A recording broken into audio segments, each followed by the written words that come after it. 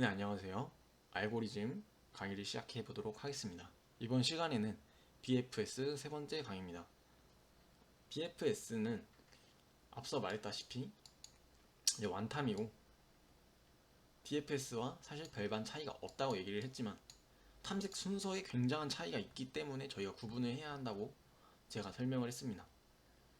그래서 이렇게 이 V 지점에서 이 V 지점까지 가는, 그러니까 얘는 E라고 하겠습니다. V에서 E까지 가는 그 최단 거리는 몇인지를 대해서 구하기 위해서 DFS를 사용하게 되면 모든 경우의 수를 다 해봐야 되기 때문에 엄청나게 오랜 시간이 걸린다 라고 말을 했고, 실제로 한번 그래프를 그려볼게요.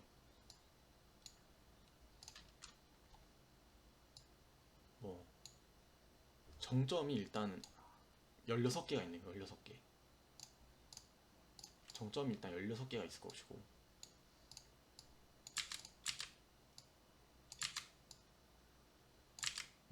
어떻게 그래프를 만들었을지 모르겠지만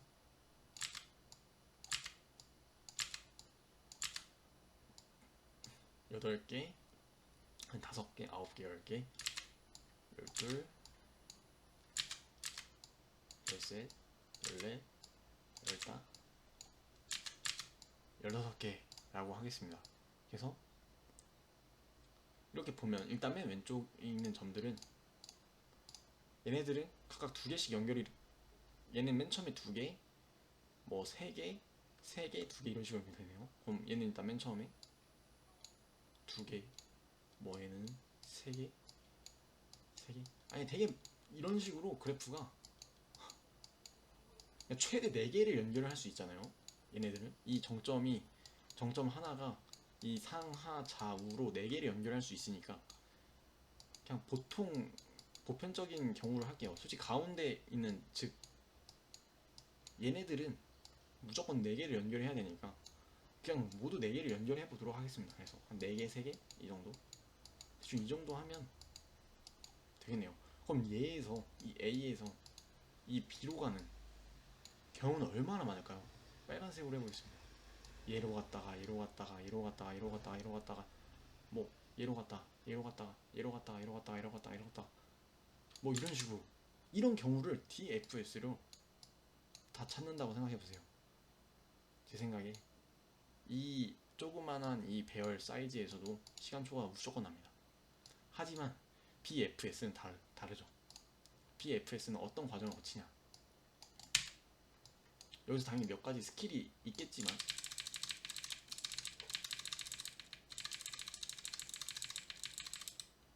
진행해 보도록 하겠습니다. BFS는 이런, 여기서 맨 처음에 시작 아이템이 처음으로 들어가요.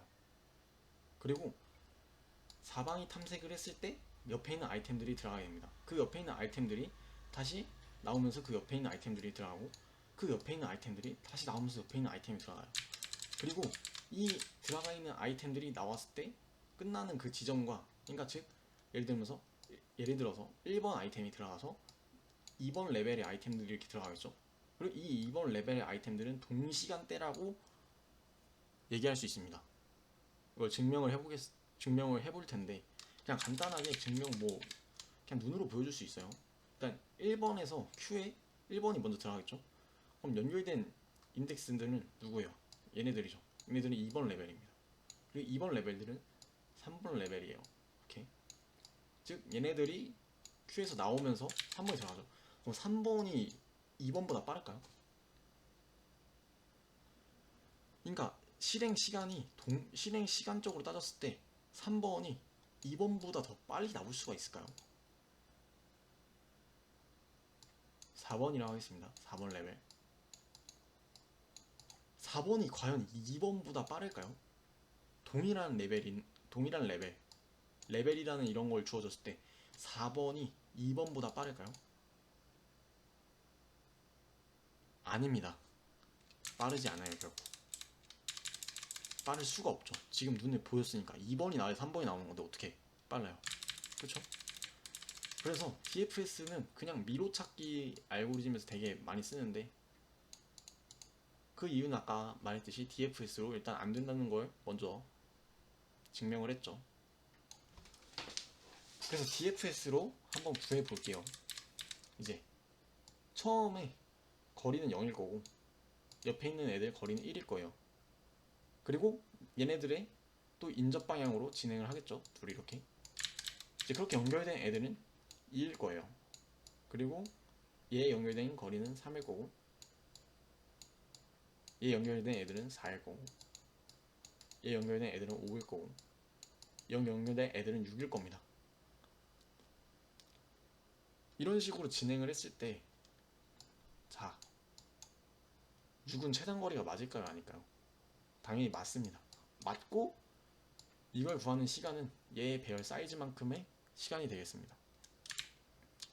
DFS랑 BFS를 사용하는 방식의 차이. 그러니까 우리가 어떤 알고리즘, 그러니까 어떤 문제에 이런 알고리즘을 사용해야 되는가에 대한 차이를 알 수 있었습니다. DFS도 얘를 다 탐색할 수 있죠. 하지만 얘가 이렇게 가는 거, 이렇게 가는 거, 이게 최단거리인지에 대해서는 DFS도 할 수 있지만 실행 순서에 따라서 시간 복잡도가 달라지게 됩니다.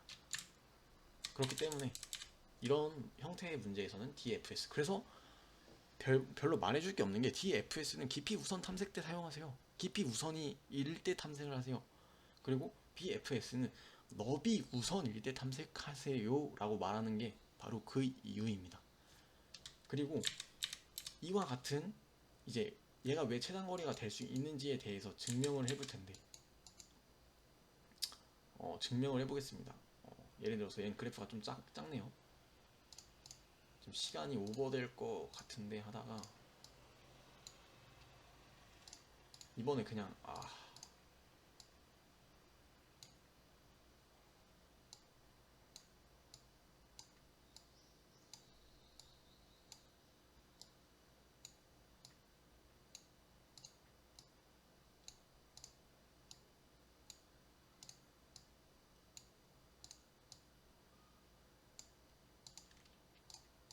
여기서 V라고 할게요.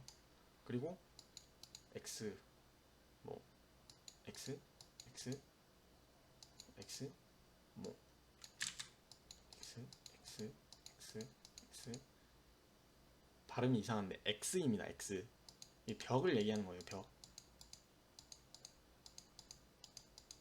뭐 이런 방식이라고 할게요. 그러면 얘에서 출발했을 때 DFS는 얘는 당연히 0일 거고 거리가 1, 2, 3, 4, 5, 6, 7,